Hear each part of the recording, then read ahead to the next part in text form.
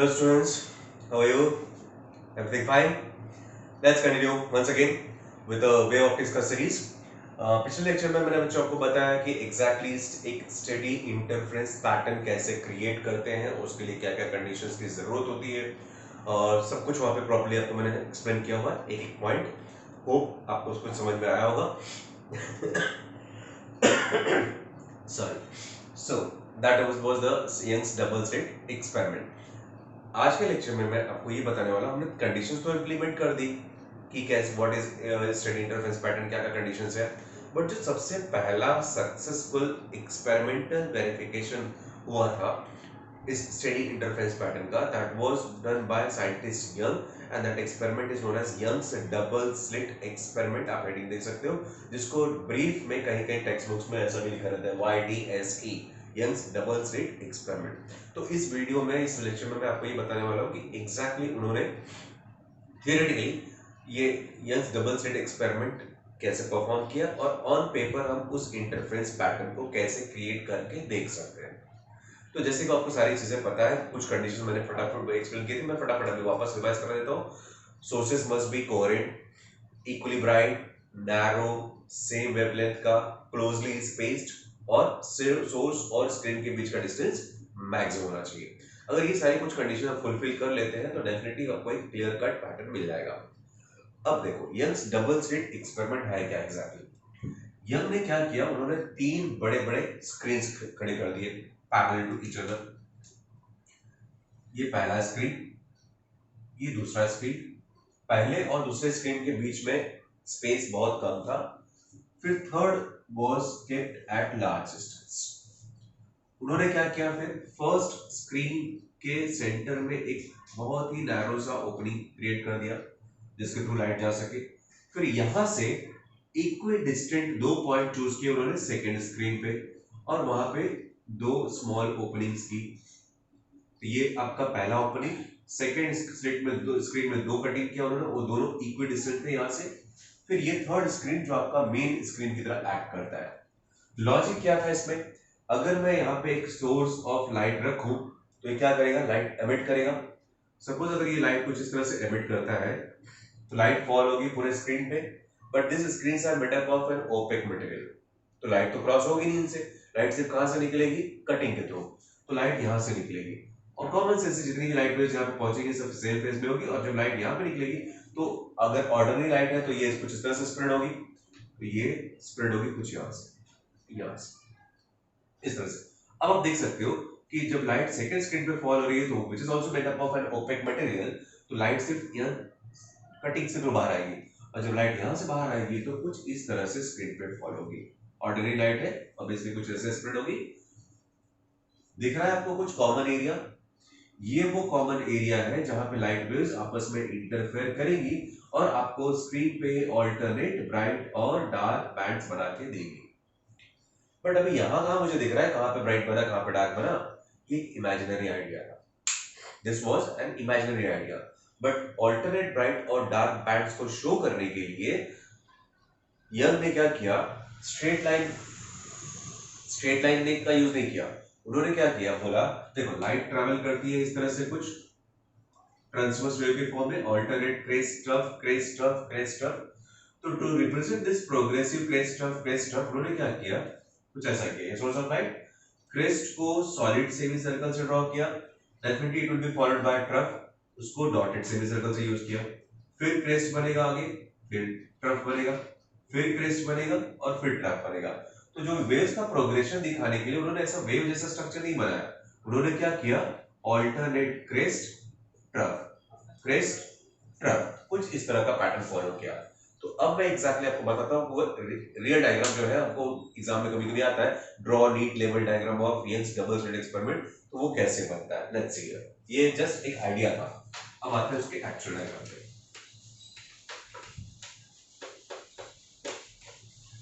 इन्होंने वो सारी कंडीशंस फुलफिल की जिसकी हमको रिक्वायरमेंट थी. देखो ये हमारा पहला screen, closely spaced second one, यहाँ पे होगा third one. First screen, second screen और ये हमारा थर्ड स्क्रीन. एग्जैक्टली सेंटर में मैं एक स्लिट कट कर देता हूँ यहाँ पे. यह होगा हमारा मेन सोर्स S।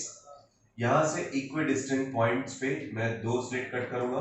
यह आपका पहला सोर्स होगा and this will act as your second source of light. Fine, इसको नाम दे सकते हो आप S1 S2।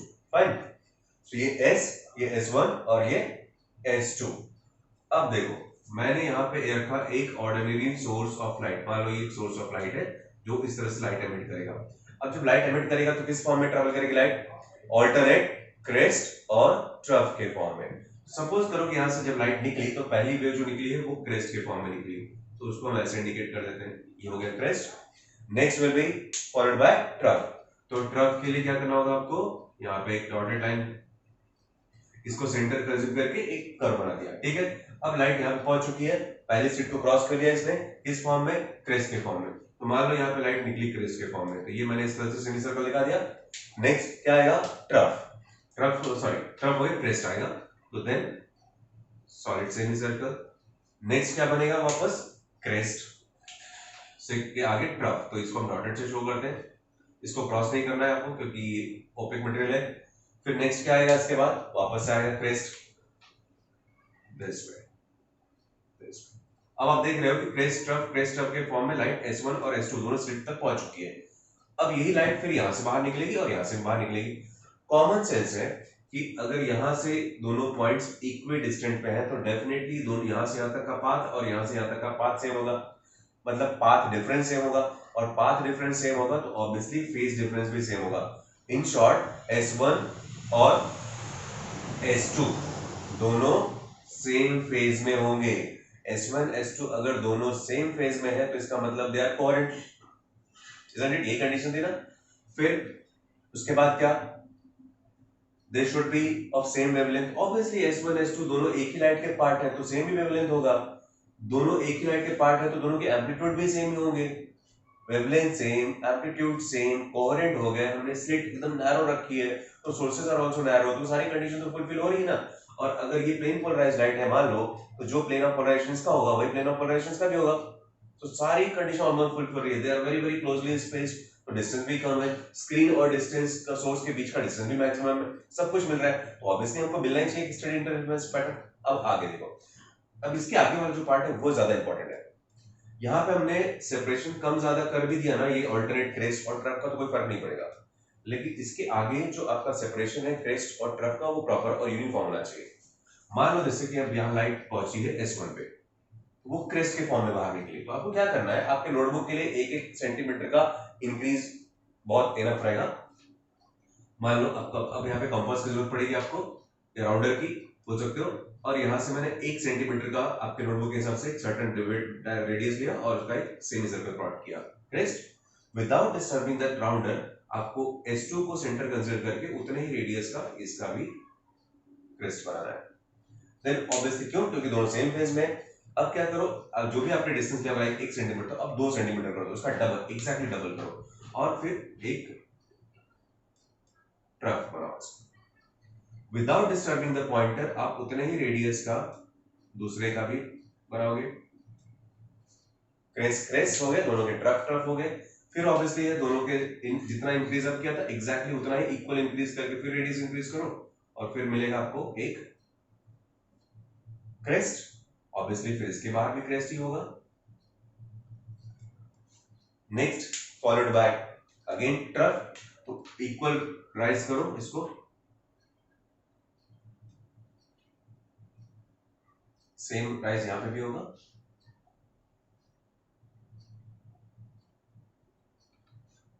एक एक और बना लेते हैं ताकि डायग्राम एकदम परफेक्ट बने। बहुत ही खूबसूरत डायग्राम बन रहा है।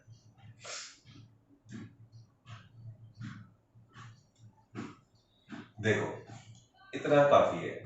अब मैंने क्योंकि फ्री हैंड डायग्राम ड्रॉ किया है बच्चों, तो थोड़ा एरर के चांसेस रहेंगे, बट अगर आप एक इंस्ट्रूमेंट लेके प्रॉपर बनाओगे तो डेफिनेटली आपको क्लियर कट स्टडी इंटरफेरेंस मिलेगा। अब इसमें ब्राइट कहां बन रहा है, डार्क कहां बन रहा है, ये कैसा पता चलेगा? बताता हूं, बहुत इजी है। इसका सेंटर देखो,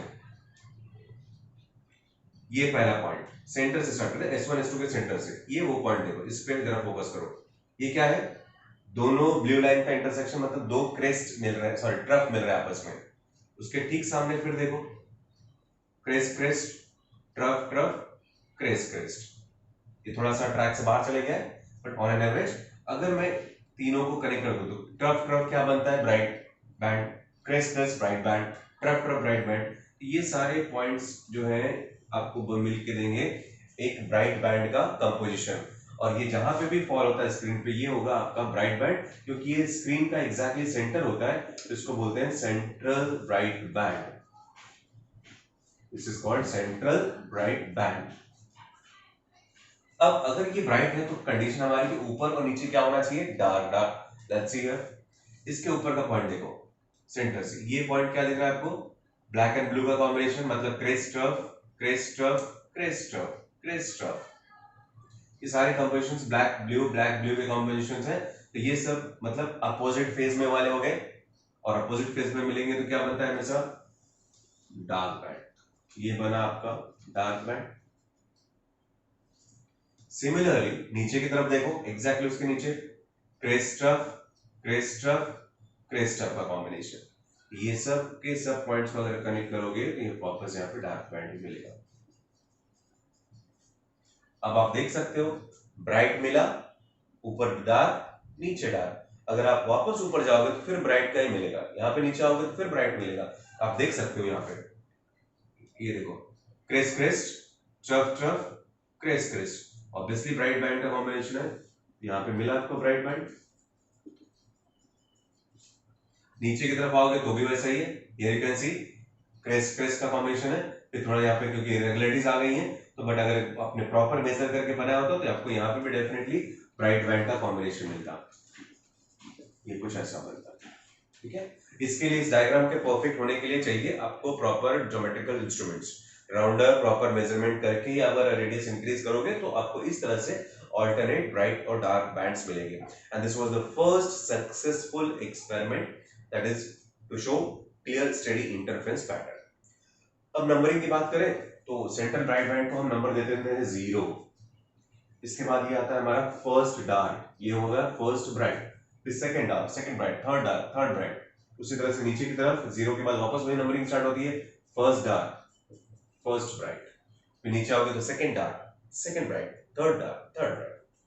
यही है बच्चों Young's double slit experiment, first successful demonstration of Young's this steady interference pattern. अब नेक्स्ट लेक्चर में हम लोग स्टडी करेंगे कि एग्जैक्टली ये सेपरेशन जो आपको यहाँ पे दिख रहे हैं ऑल्टरनेट ब्राइट और डार्क बैंड्स के इक्वल है या नहीं है, इनको मेजर करना पड़ेगा, मेजर करके क्रॉस वेरीफाई करना पड़ेगा। तो हम इसे स्केल लेके तो मेजर नहीं कर सकते क्योंकि ये इंटरफेरेंस माइक्रोस्कोपिक फिनोमेनन है, आपको कैसे दिखाई तो देगा नहीं हवा में, कि आप स्केल पैर रखो चेक कर लो क्रॉस वेरीफाई कर ले, तो इसके लिए कुछ चाहिए हमको मैथमेटिकल टर्म्स, मैथमेटिकल फॉर्मूले, और वो मैथमेटिकल फॉर्मूले हम स्टडी करेंगे नेक्स्ट लेक्चर में। ओके, टाटा बाय बाय।